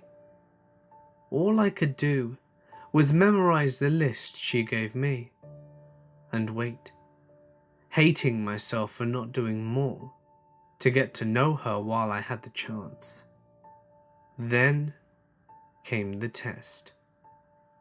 "Just think of it as a survey," Professor Russell said, distributing the papers. "Do your best and don't worry. It won't affect your grade. It's just a little experiment for the department." The impossible test. Indecipherable characters. Enigmatic equations. Utter nonsense. Students were looking around and starting to laugh. Professor Russell smiled indulgently, just urging us to take our best guess. The only thing that seemed familiar was the Scantron answer key. 20 questions, 20 letters. Coincidence or not, I filled them in from memory. I could feel the professor's eyes lock on me as I wrote with purpose. But I didn't care. I was consumed with the mystery of Missy's disappearance, savouring this last connection before she faded from the world altogether. Tests were collected, but I could tell the only paper the professor was interested in was mine. His keen eyes kept flashing between my test and my face. Then he excused himself to go to the bathroom, fishing out his phone as he left. I took the opportunity to follow. I've got another one from my class. Professor Russell was talking on the phone, his back to me as he walked. Perfect score, just like Missy. I tried to get closer to hear the voice on the other end, but the professor heard me and turned around. Going somewhere? He asked, pressing the phone against his chest. Bathroom, I grunted, rushing ahead, feeling his eyes on me all the way down the hall. He was leaning against the wall, arms crossed, patiently waiting for when I got out. We need to talk, Elijah. His voice was flat and dark. How did Missy die? I hadn't meant to blurt it out, but there it was. It had been on the tip of my tongue for so long that I'm surprised I even lasted this long. The professor arched his eyebrows, studying me. She isn't dead. Not exactly. I can take her to you if you want, but you might not like what you see. The professor wrote something on a notepad and handed it to me. Midnight, room 031. Pack a suitcase. The psychology building? I asked. I didn't know the rooms went below 100. He pressed a key into my hand before turning back towards the classroom. This will let you into the basement. Oh, and Elijah. He glanced back as he opened the door. You might want to make an appropriate excuse to your friends and family. They won't be seeing you again for a while. Missy and I were never close before the night she called me. Our relationship was little more than collaborating on the occasional assignment, or exchanging a covert smile across the room. Is it possible to love someone when you don't know the first thing about them? Regardless, I was impotent against my overwhelming curiosity. Professor Russell's doubtlessly counted on that purposefully, withholding details to bait his hook. It seemed so obvious looking back, but at the time I couldn't think of anything besides the frantic desperation in Missy's voice. She needed me somehow, and that's all I needed to know. If only I had known what waited for me, then no compulsion, mortal or otherwise, could have made me step through that door. Instead, I was outside the room 5 minutes before midnight. I'd called my family to let them know I was accepted into a foreign exchange program and that I might be out of touch until I got set up there. I felt the strangeness of the place the second I opened room 031. A descending stairway cut deeply into the ground. Steps and walls hewn from large uneven stones that would better be suited to a medieval castle than a university. I had to use my phone as a flashlight, laboriously struggling my suitcase behind me. The stairway terminated in what can only be described as a wall of flesh. Taunt skin so tight as to be almost transparent, stretched from wall to wall. The outline of faint blue veins was pulsing rhythmically beneath a single great eye. Almost a foot across was embedded the center. It blinked at me as I approached. A small stool was placed in front, with a serrated knife resting on top. Another note with my professor's handwriting read, "Continue until you can go no further." The door I entered at the top of the stairs slammed shut, and I jumped at the sound. I pushed the feeble flashlight of my phone as far up as the stairs as it would go, but it couldn't reach the top. If someone had entered behind me, then I wouldn't know. Hello? My voice cracked like it hadn't done since puberty. I picked up the knife and turned back to the wall of skin. The eyes strained wider, staring at the blade in my hand. The whole wall began to violently tremble, goosebumps even appearing on the surface. I slowly set the knife back down, watching the wall visibly relax as I did so. Footsteps on the stairs. Hello? I tried again, stronger this time. Quiet, hissed a male voice from the darkness. We'll go further if they don't see us coming. Black eyes greedily caught my pale light. The boy who entered my illumination was about my age, probably no more than a college sophomore. Bumping along behind him came his own suitcase, considerably larger than my own. Did you pass too? What's going on? I asked. You should know if you read the test. We've been accepted to the MC Academy. MC? I stared in open confusion. Mortal coil. A flash of sneer as he pushed past me. He grabbed the knife from the table, and I flinched. How do you not know this? We're going to demon school. You mean a school that teaches demons? Or a school that teaches... What are you, stupid? You couldn't have even read the paper if you didn't have demon blood in you. I opened my mouth to ask more, deciding instead to hold my tongue just in time. Somehow, it didn't seem wise to tell the condescending guy with a knife that I cheated my way through and didn't really belong here. You want to do it or should I?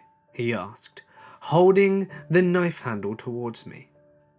The wall was shaking so badly now that I could feel a gentle wind wafting from its convulsions. The other student must have noticed that I was frozen with confusion, because he pulled the knife back a moment later. Fine, but you get the next one. I'm not going to carry you the whole way. He spun and thrust the knife directly in the giant eye on the wall. It clenched shut, lurching and thrashing against him. He grunted and leaned the blade, pushing it even deeper, as blood flowed freely to drench him up to the arm. The flesh was rumbling like a man trying to scream through a mouth that was sewn shut.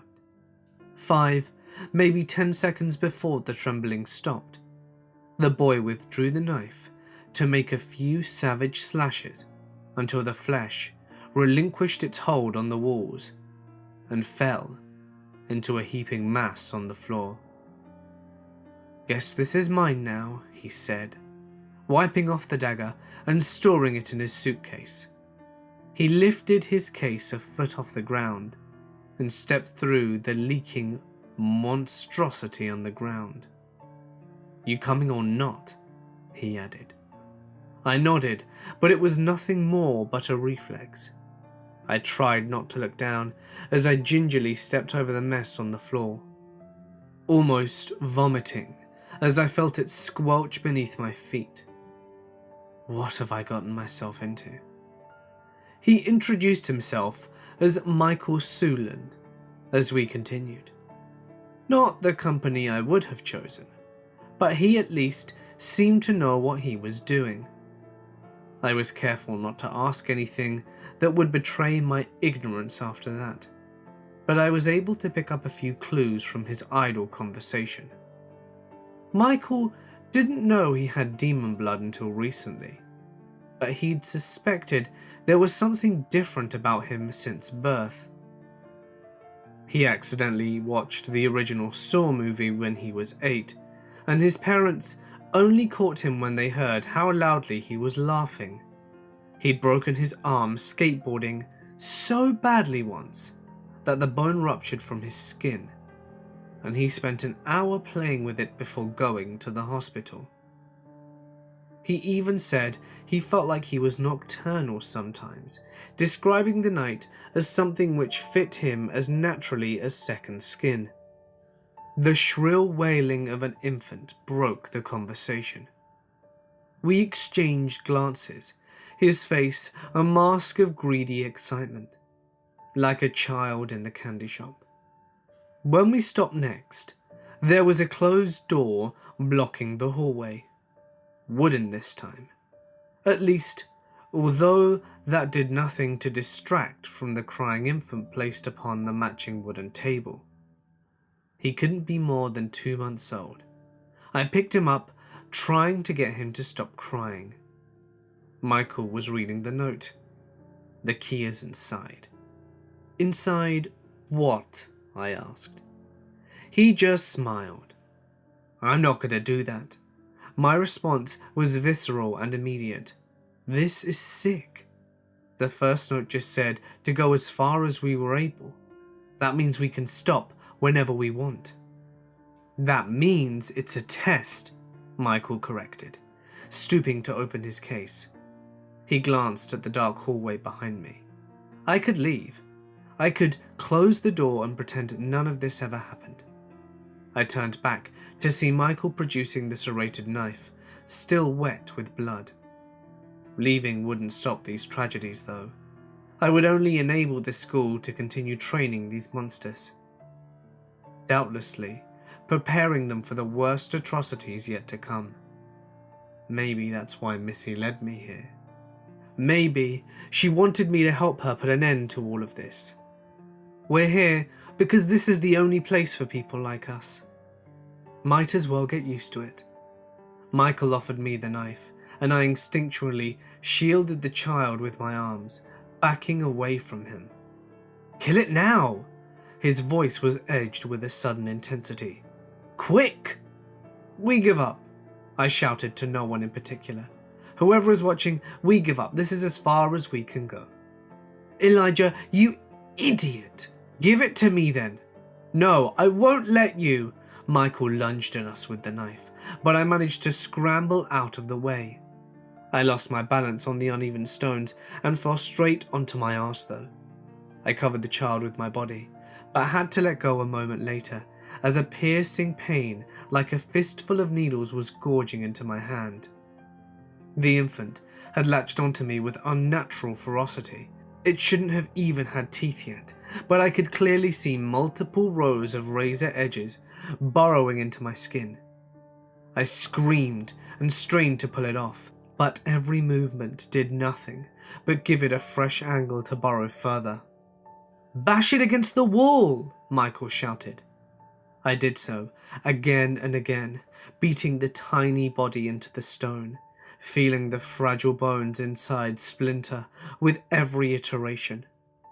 The grip finally began to slacken, until finally I was able to stomp the tiny creature's body and rip my bloody hands free. It almost looked reptilian where it lay on the ground, its yellow eyes boring into me as they closed to slits. Welcome home, master, croaked the dying monstrosity. Ready now? Michael asked, handing me the knife once more. I didn't hesitate this time. I plunged it straight into chest and tore a long hole straight down into its navel. A hot mess of insides oozed out, and I had to actually dig my fingers into it to retrieve the bronze key. It bled profusely from a dozen puncture wounds. I wrapped it as best I could with one of my extra t-shirts, but I can only imagine what ghastly infections might come from those wounds. I don't know whether it was loss of blood or horror of this place, but I felt so lightheaded that I almost toppled the second I stood upright. Come on now, easy there. I was surprised by the gentleness in Michael's tone as he helped me to my feet. We're in this together, so let's do it right. We both want to get to this school, right? I nodded meekly, allowing him to guide me to the door. Then let's not give up before we have to, he said. I, for one, am looking forward to seeing how far this rabbit hole goes. Hey guys, it's Mort here, and thank you so much for listening. Thank you to everyone as well who opted in for the consolation prizes. So they've been randomly selected, and I am now very keen to let you know who won. There have been 15 winners because of the sheer volume of you, and those of you are listed in the description. So go ahead and see if you've won. And congratulations to everyone who did. If you enjoyed the video, please remember to leave that like and subscribe to not miss what I have in store for you next. And just because the competitions have come to a close, don't forget to hit that bell icon and drop a nice comment with what you thought on the video, or a negative one if you didn't like it. It's always good to know. If you've got a story that you would like me to read, all that you need to do is send it to my email or my Reddit, and I should be able to see it. But please make sure that you include paragraphing, punctuation and description, as that does maximize your chances of it being read. But anyway, for now guys, I am going to sign off. Stay awesome, and I'll see you in the next one.